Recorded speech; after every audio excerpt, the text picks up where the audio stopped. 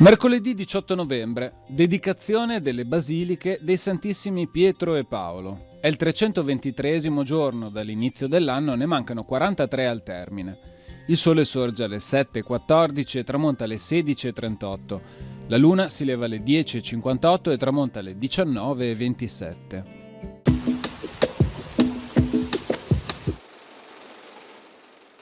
A causa dell'indolenza dimostrata nell'aver lasciato cadere in gravissimo stato i suoi lidi, dal Senato viene tolta ai cittadini di Chioggia la manutenzione dei lidi stessi e trasferita al magistrato alle acque.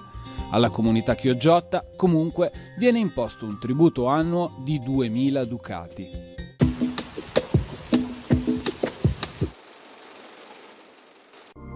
Le previsioni per domani.